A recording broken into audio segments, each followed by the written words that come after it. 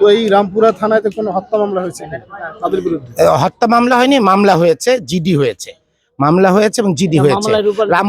রামপুরা হাতিরঝিল থানার মধ্যে 3টা জিডি হয়েছে, রামপুরা হাতিরঝিল এবং আমাদের রমনা থানা, এই 3টা মিলে যে 2টা হত্যা মামলা, 2টা মামলা হয়েছে আর হচ্ছে 4টা জিডি হয়েছে। আর আজকে আমরা স্মারকলিপি দিলাম এই থানাতে আমরা জিডি দেয়নি, এটা দিলাম।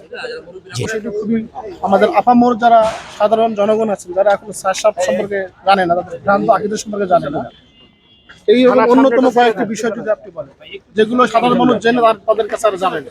সাধারণ মানুষদের মেসেজটা আমরা লেখনির মাধ্যমে পাঠাইছি। 1 নম্বর হলো যে প্রথম সমস্যা হলো উনি অহংকারী, প্রচন্ড অহংকারী এবং ইন্টারন্যাশনাল কনস্পিরেসিতে উনি আটকা পড়ে গেছে, যে কারণে উনি নিজেকে নিজে আবির দাবি করে উনি বিভাজনটা সৃষ্টি করছে, যার কারণে তবলিগের 10 to 15% সাথীদেরকে নিয়ে উনি কুক্ষিগত করে বাংলাদেশে ওয়াসিফুল ইসলাম যার ফাঁসি দাবি করছি সেই সবচেয়ে চক্রান্তের অন্যতম সাদ সাহেবের পরে।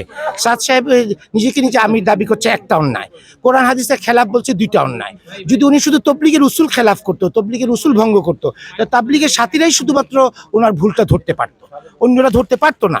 যেহেতু উনি কোরআন ও হাদিসের খেলাফ এবং রাসূলুল্লাহ সাল্লাল্লাহু আলাইহি ওয়াসাল্লাম শানের খেলাফ, সাহাবীদের শানের খেলাফ, যেটা নাকি আমরা উলামায়ে হকদের এবং আহলে সুন্নাত ওয়াল জামাতের আকীদার পরিপন্থী, ওই কথা যখন উনি বলা শুরু করছে তখন থেকে উলামা একরাম লেখা শুরু করছে।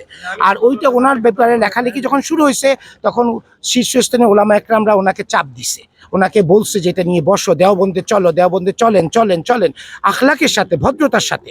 কিন্তু উনি যাইতে রাজি না, উনি যায়নি আজ পর্যন্ত। উনি এই যে 2015 সাল থেকে বিভাজনের সৃষ্টি এবং উনি নিজেকে নিজে আমির দাবি করা শুরু করছে 2015 সাল থেকে। আর আমাদের ফ্যাসিস্ট সরকার ছিল এই বিগত 15, 16, 17, 18, 24 সালের জুলাই পর্যন্ত, 36শে জুলাইয়ের সময় যে আন্দোলন হয় এই পর্যন্ত। আর আমাদের দেশে ওনারা সাপোর্ট দিচ্ছে তাদেরকে, যে কারণে আমরা বৈষম্যের শিকারও ছিলাম।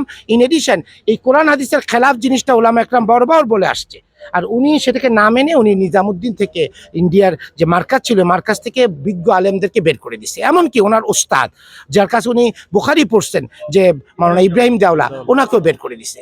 ওনার শ্বশুর মুফতি সালমান সাহেব, যিনি দেওবন্দের একজন শায়েখ, দেওবন্দের মুফতি মঈন, ওনাকেও উনি বেইজ্জত করছে, যে ওনার কথাও রাখে না। উনি বলছে যে দেখো তুমি এক বেলার জন্য হলেও দেওবন্দে চলো, কারণ সারা বিশ্বের ওলামায়ে হকদের মাথা হইলো দেওবন্দ। আল্লাহ তাআলা ওখানকে কবুল করছে, মকবুল মেহনতের সাথে মকবুল ওলামা একরামদেরকে আল্লাহ তাআলা একাট্টা করছে।